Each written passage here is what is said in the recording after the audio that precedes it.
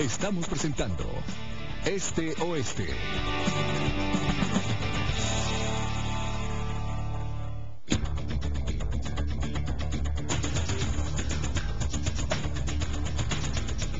Acá en Este Oeste, conversando acerca de la extradición de Alfonso Portillo y el juicio por peculado, que también se está llevando a cabo en esta misma instancia en paralelo. Estamos conversando con Lea de León, quien es abogada penalista y que es acusadora particular en el juicio local por el tema de peculado, representando a la financiera Confía.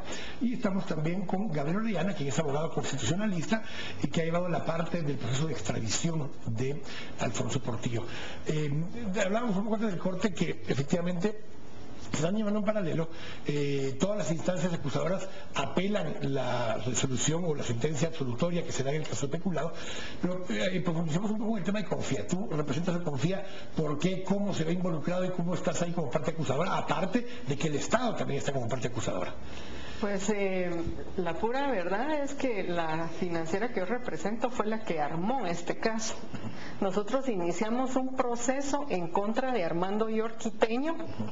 Él tenía intereses en una financiera que se la vende, entre comillas, saneada a mis clientes. Y cuando mis representados empiezan a ver la contabilidad de la empresa, hay unos fraudes horribles y se descubren unos fraudes en el crédito hipotecario nacional. Luego se va hacia la historia de los 30 millones de quetzales que llevan en carros del Estado a las bodegas del banco y que se supo que habían sido los señores Salán y Rojas. Y al fiscal en ese entonces se le ocurre: este dinero definitivamente tiene que venir del ejército, ¿de dónde más? Y ahí es donde se empieza a investigar la contabilidad del Ministerio de la Defensa y se ve este acuerdo gubernativo en donde se autorizan la emisión de un cheque por 120 millones de quetzales. El financiero del ejército lo cobra en el Banco de Guatemala y desaparece el dinero. Y a ello sumemos que no hay soporte contable para esa operación, y así fue como sucede en la parte en contra del licenciado. Algunos de sus partícipes incluso posteriormente apareció asesinado. Así es, y la financiera realmente fue lo que permitió también que CICIG participara, porque en la financiera tenían inversiones el señor Arévalo, los señores Salán, los 3 hermanos, y otros personajes de tiempos del partido FRG, cuando ellos están en el gobierno, que ya permite ver que había alguna estructura en la que se beneficiaron todos ellos de estos 120 millones y 30 millones que están perfectamente documentados en relación al perseguido Portillo. Cuando escuchamos todo esto, Gabriel, el caso en Estados Unidos por el cual está siendo solicitado para extradición poco o nada tiene que ver concretamente con eso. O sea, el caso de la extradición, las pruebas o la razón por la que lo están solicitando por el tema del lavado de dinero, ¿a qué se le atribuye? Bueno, aquí es preciso nada más recordar que hay una acusación que en términos generales es conspiración o lavado de dinero por el hecho de que ciertos fondos de Alfonso Portillo pasaron por bancos que tienen su territorio en Estados Unidos.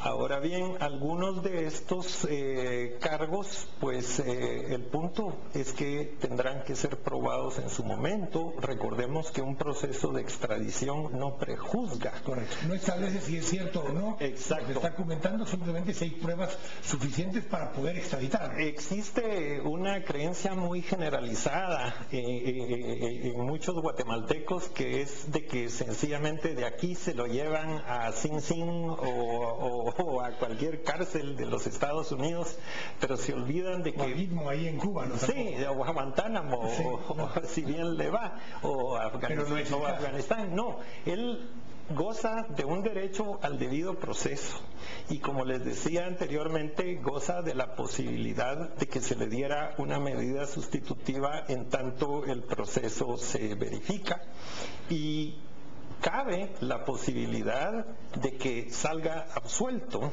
allá, o que eventualmente, si sale condenado, se le abone el tiempo que estuvo detenido acá. Cabe también una posibilidad que por el momento es una nebulosa, y es que pueda ser entregado a Francia como el faldero de los Estados Unidos. Recordemos que aquí no... Ahora vamos a ir con el caso de Noriega, porque él cumplió su sentencia en Estados Unidos y luego pasó a Francia. Pero pensemos dos cosas, que el punto básico acá, y no podemos tapar el sol con un dedo, es que acá hay un propósito subyacente. ¿Cuál es? Anular políticamente la figura de Alfonso Portillo.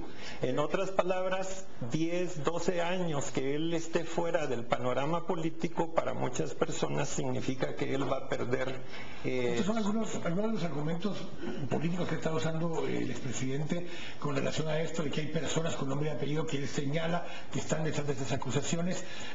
Incluso ha llegado a decir que los acusó, lo dijo públicamente hace unos días, que ellos son responsables de guiar esas muertes extrajudiciales por las cuales están siendo perseguidos Carlos Bielman, Elvis Perinsen y Javier Figueroa. Yo lo tuve por teléfono en una oportunidad, en una entrevista, y su argumento es: eso no lo están persiguiendo. Sin embargo, vemos que en estos últimos días capturaron específicamente a Elvis Perinsen. Está capturado Javier Figueroa, está bajo proceso, está vinculado a proceso, ligado a proceso Carlos Bielman. Esos procesos se están llevando a cabo, y parte del argumento político de Alfonso Portillo es que a ellos se están protegiendo y a él lo quieren meter preso a toda costa. Sí hay persecución contra los demás, aunque aquí desestimaron los casos para que puedan ser juzgados fuera de Guatemala. Sobre este punto yo apelo, Quique, a tu comprensión en este sentido. Hay actualmente en Estados Unidos en trámite un proceso de habeas corpus. Una corte de distrito de Nueva York. Exactamente, una de las cortes que más movimiento internacional tiene, y que es una corte bastante celosa y quisquillosa en la participación de los sujetos procesales, de tal manera que, como eventualmente yo tendría que comparecer como experto en derecho guatemalteco, si es que todavía tiene validez mi visa para ese entonces, yo ruego la benevolencia. ¿Alfonso tiene visa actualmente? No, hablo la mía. No, yo estoy claro, pero te pregunto, Alfonso, ¿tiene visa? Dudo que la tenga. Lo que sí pues es... debe tener para un viaje, por lo menos. Lo que sí es... Bueno, sí, de ida, ¿verdad? Sí, pero lo que no se nos debe olvidar es que por mandato legal, Alfonso tiene derecho a un pasaporte diplomático, y eso la propia sentencia de la Corte de Constitucionalidad dice que se le debe extender un pasaporte, y es cierto, pero por ley especial tiene un derecho a un pasaporte diplomático. Y aquí una de estas preguntas, lo hacía yo al inicio, pero no sé la respuesta. ¿Es la primera vez que un expresidente guatemalteco está siendo solicitado en extradición por otro país? Hasta donde yo sé, creo que sí. Presidentes que han sido sometidos a proceso penal los ha habido en la historia. Pedro Molina 2 veces. Solo como muestra... Y la solicitud contraria de extradición de Serrano Elías para Guatemala. Para Guatemala. Hay procesos abiertos contra varios expresidentes en un momento dado. Pero que sea al revés, que otro país solicite a un presidente guatemalteco. Sí, que yo sepa es efectivamente la primera... Lo pregunto porque ya hablando en otro ámbito, pues tú también tienes experiencia en este tema de diplomacia, no es muy común, o sea, son excepciones las que hay, y son casos muy raros donde un país solicita la extradición de un exgobernante o de alguien que justamente ha sido depuesto, el caso de Noriega, o casos civiles, crímenes de guerra, cosas por el estilo. Recordemos que Noriega no solo no fue depuesto, Estados Unidos entró a sacarlo de Panamá, y obviamente para triangular y darle un... O sea, no hubo solicitud de extradición. No, ahí fue por las buenas, y de ahí se los llevan a una islita en el Caribe que no me recuerdo en y ahí dicen aquí Grenada,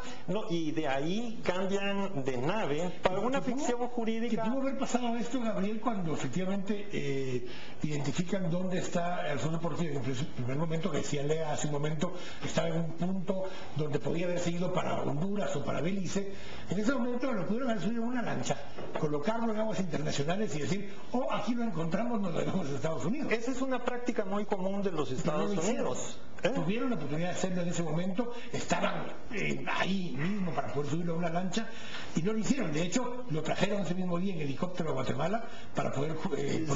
Sí, es que lo que sucede también tenemos que pensar. El caso Camarena, que fue como para usar la terminología de uno de los expresidentes de Colombia, es la perla jurídica que adorna la jurisprudencia estadounidense en materia de secuestro internacional.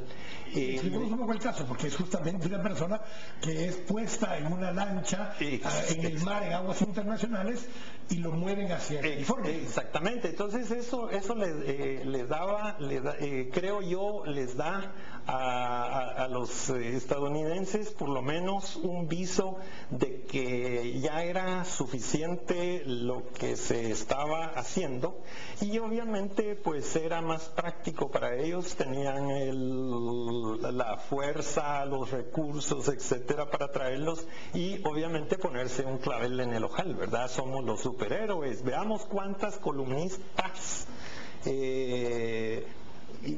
escribieron laudatoriamente por una operación que era casi como el rescate de Entebbe, ¿verdad? Sí. Tengo que ir al corte.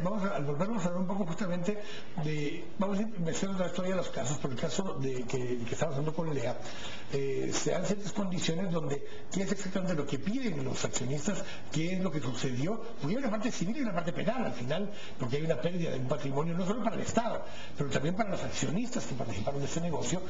Vamos a ir al corte, estamos acá en este oeste, volvemos en un minuto.